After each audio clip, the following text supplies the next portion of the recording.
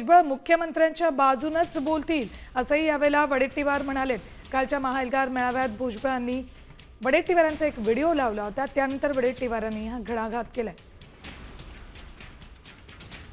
तर वडेट्टीवारांनी सामतेविषयी बातचीत केली आहे, काय बोलले ते ऐकूया।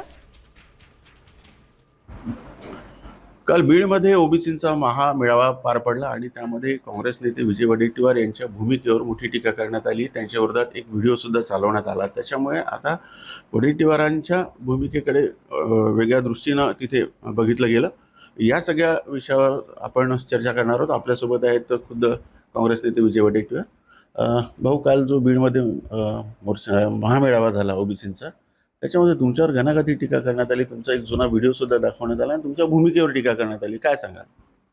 बघा, आता भुजबळ साहेब ज्येष्ठ नेते आहेत, ज्येष्ठ मंत्री आहेत, अनेक वर्ष ओबीसीसाठी काम करणारे।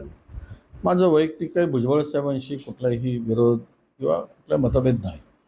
मी नेहमी त्यांच्या भूमिकेशी ओबीसी नेता म्हणून समर्थपणे उभं राहिलो आहे। पण आता मला वाटतं की भुजबळ साहेबांचे जे नॅरेटिव्ह आहे, भाजपच्या फेक नॅरेटिव्हमध्ये, भाजपच्या सरकारसोबत काम करत असताना फेक नॅरेटिव्ह फॅक्टरीचे कदाचित भुजबळ साहेब हे मेंबर झाले असावेत। त्यामुळं अशा पद्धतीचं वक्तव्य त्यांच्याकडून आलेलं आहे असं माझं मत आहे। विशेष करून नागपूरच्या मोर्चानंतर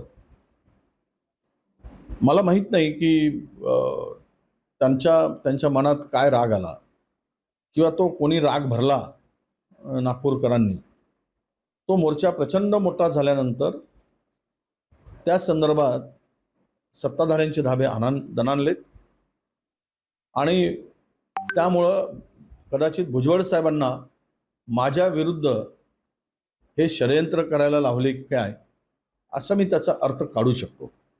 पण भुजबळ साहेब फार समजदार आहे, व्यवस्थितपणे ती बाजू मांडतात। पण काल कुठलाच विषय नसताना मला ते का टार्गेट केले याचं उत्तर मलाच कळत नाही।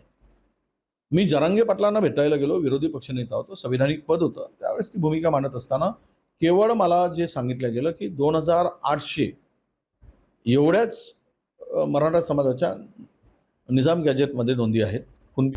आता isakal.com आहे देशातील नंबर 1 ची मराठी न्यूज वेबसाईट। प्रत्येक अपडेटसाठी isakal.com ला नक्की भेट द्या।